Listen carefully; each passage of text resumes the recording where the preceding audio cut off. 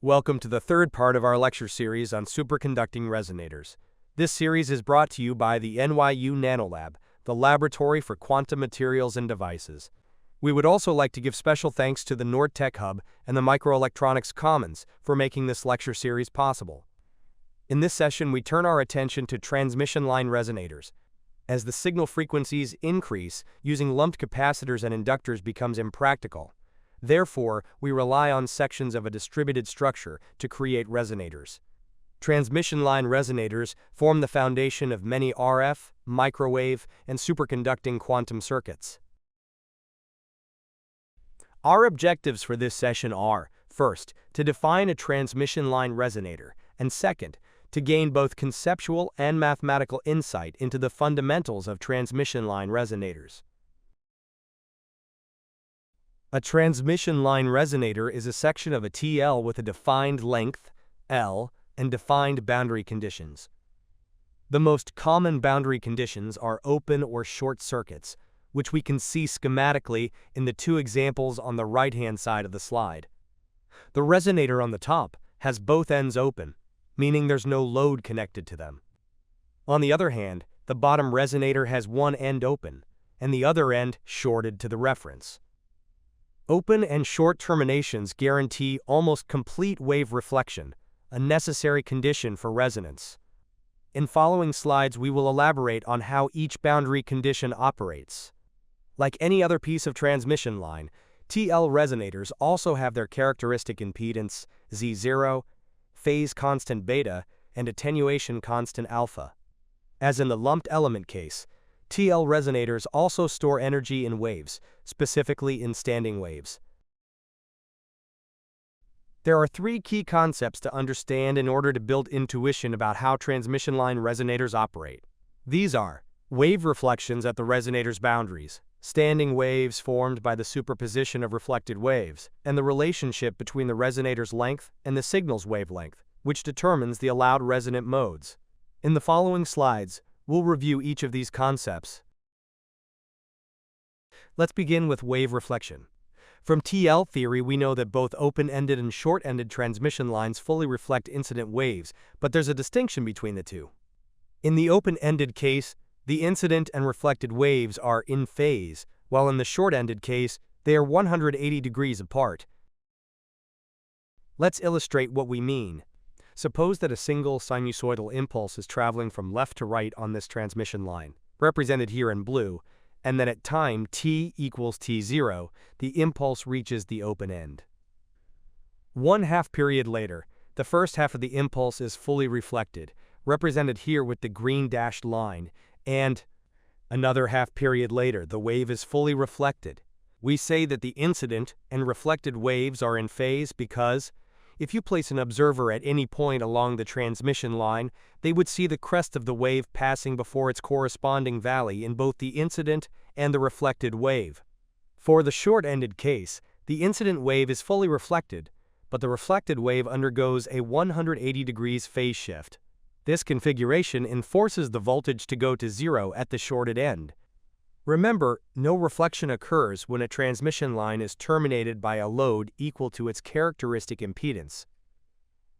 Wave reflection is a necessary but not sufficient condition for resonance. Together, these two terminations, open and short, give us the two canonical boundary conditions for building transmission line resonators.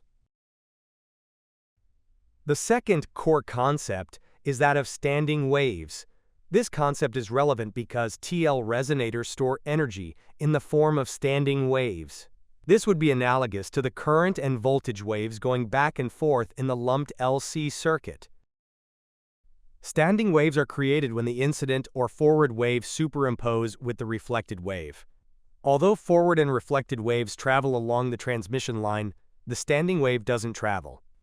In the figure on the right-hand side, we are looking at the voltage distribution along the line of one forward traveling wave in blue, one reflected wave in green, and the resulting standing wave in dashed red.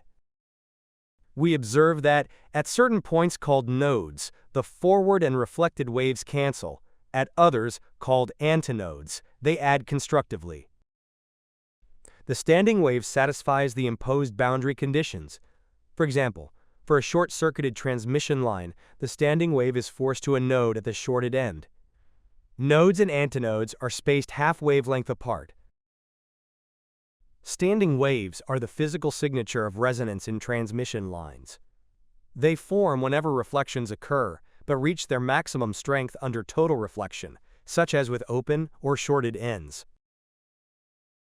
The third key concept in transmission line resonators is the relationship between its physical length and the wavelength of the signal. This relationship must meet specific values, which depends on the boundary conditions. When both ends are opened or shorted, resonance only occurs when the length of the TL is an integer multiple of half of the wavelength. Other length-wavelength ratios generate standing waves, but they do not generate resonance. For this reason, this type of TL resonators are called half-wavelength resonators. In these two schematics on the right-hand side of the slide, the resonators are separated from the main transmission line or feed line by a box called coupling. We will elaborate on coupling later on. The lowest mode that satisfies the resonator's boundary conditions is known as the fundamental mode. Here we see that the shortest length that satisfies the conditions is 1/2 of the wavelength, therefore n equals 1 is the fundamental mode. The integer multiples of lambda half correspond to harmonics of the fundamental resonance. Each additional half wavelength adds another node-antinode pair to the standing wave pattern. Therefore, a TL resonator can support multiple resonant frequencies. When one end is shorted and the other end is opened, resonance only occurs when the length of the TL is an odd integer multiple of 1/4 of the wavelength. In this case, the standing wave must switch from a voltage antinode to a node, or vice versa, across the resonator's length. This is the quarter wave family resonators. Now that we've introduced physical intuition to the core concepts of resonance, we move to define some of these concepts with equations. We'll start by describing voltages and currents along the transmission line with the usual distributed parameter model in phasor form. Let us briefly go back for a second to basic transmission line theory and obtain the equation of a voltage wave propagating in the z direction. Given a generic transmission line like the one shown on the right-hand side of the slide, the voltage and current along the line in the z direction can be modeled with the telegrapher's equation, here presented in phasor form. Combining them, we can obtain the voltage wave equation, where gamma is known as the complex propagation constant, a measure of the change undergone by the amplitude and phase of the wave as it propagates. Gamma is derived from the resistance, conductance, capacitance, and inductance per unit of length of the distributed model of the transmission line. The real part of gamma is alpha, known as the attenuation constant. It quantifies the attenuation per unit length of an electromagnetic wave propagating through a medium. The imaginary part of gamma is beta, known as the phase constant. It represents the change in phase per unit length along the path traveled by the wave. The solution to this equation implies a forward-traveling voltage wave and a backward-traveling voltage wave. Let us now assume that this generic transmission line has a defined length, L, and that it is lossless from the source end at z equals 0 to the load end at z equals L. This isn't an outrageous assumption, because transmission lines are typically made of low-loss materials. Let's also assume that the transmission line is terminated in two impedances that are purely reactive, meaning that they don't dissipate energy. Therefore, a traveling wave is completely reflected at both ends, a necessary condition for resonance. With these assumptions, we can rewrite the voltage in the line as shown here, where we are basically substituting gamma by beta, since there is no alpha. We can then interpret that the forward propagating voltage wave, here in blue, is launched at z equals 0, and that the backward propagating wave, here in green, is the same wave totally reflected at z equals L, since there's no dissipation in ZL. These are the mathematical expressions of the incident and reflected wave we presented in our previous intuitive approach. We now study the changes experienced by a single traveling wave as it travels back and forth in the transmission line. For that, we first define the reflection coefficient at both ends. Gamma L for the reflection coefficient at the load end, and gamma s for the reflection coefficient at the source end. The forward wave starts at z equals 0 with amplitude v0 plus. By the time it reaches the load at z equals L, it has accumulated a phase shift of beta L. At that point, the wave reflects, and the backward wave v minus at z equals L equals the incident wave multiplied by the reflection coefficient gamma L. From this relation, we can express the amplitude v0 minus in terms of the incident wave, as shown in the equation on the right-hand side of the slide.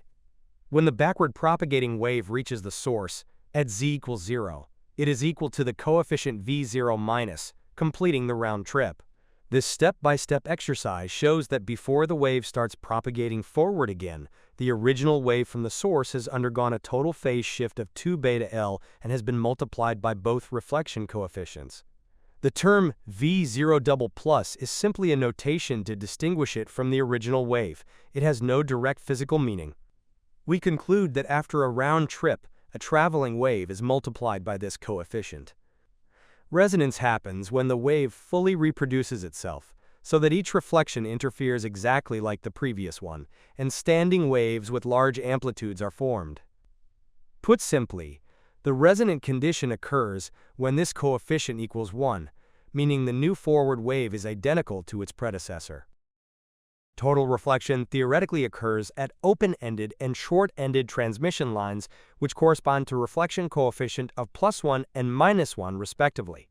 This reduces the conditions for resonance to this simplified equation, which is the foundation to define the length-wavelength relationship in transmission line resonators, as we will see in the following slide.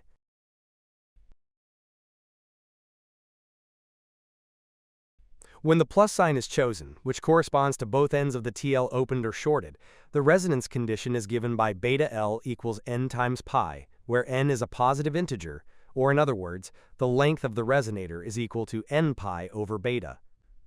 The solution when beta L is equal to 0 is not allowed, as the voltage would be uniformly 0 on the TL, implying a trivial solution. Transmission lines with 2 or more conductors can support transverse electromagnetic or TEM waves. On the other hand, the coplanar waveguide geometry, the main focus of this lecture series, supports what are known as quasi-TEM waves. Although we will discuss this in more detail in a future session, the key point for now is that, in both TEM and quasi-TEM cases, the phase constant beta can be approximated as omega divided by the phase velocity. By substituting the phase velocity with the product of frequency and wavelength, we see that resonance can only occur when the resonator length is an integer multiple of half the wavelength. That's why these are called half-wavelength resonators. The other case is when we choose the minus sign, which corresponds to one end open and the other shorted. In this case, the values of beta L that satisfy the condition are odd multiples of pi over 2. For TEM waves, this means the resonator length is an odd multiple of a quarter wavelength, which is why they are called quarter-wave resonators. Let's review what we've covered in this session. A transmission line resonator is simply a section of transmission line with a specific length and boundary conditions. Its resonance is marked by a strong standing wave pattern created by repeated reflections within those boundaries. The key feature of this standing wave is that it always satisfies the resonator's boundary conditions. Open and short ends provide complete wave reflection. A resonator with both ends shorted or both ends open is called a half-wavelength resonator, while one with one end shorted and the other open is called a quarter-wavelength resonator. Half-wavelength resonators resonate when the signal's wavelength is twice the resonator's length, and quarter-wavelength resonators resonate when the wavelength is 4 times its length. If a traveling wave reproduces itself after a round trip between the boundaries of a transmission line segment, resonance occurs. Mathematically, this resonance condition for a transmission line terminated in open or shorted ends is expressed as follows: e to minus 2 j beta L equal plus minus 1, where beta is the phase constant and L the length of the resonator. Specifically, in TEM transmission lines, the +1 case corresponds to a half-wavelength resonator and the -1 case to a quarter-wavelength resonators. Thanks for watching and see you in the next session.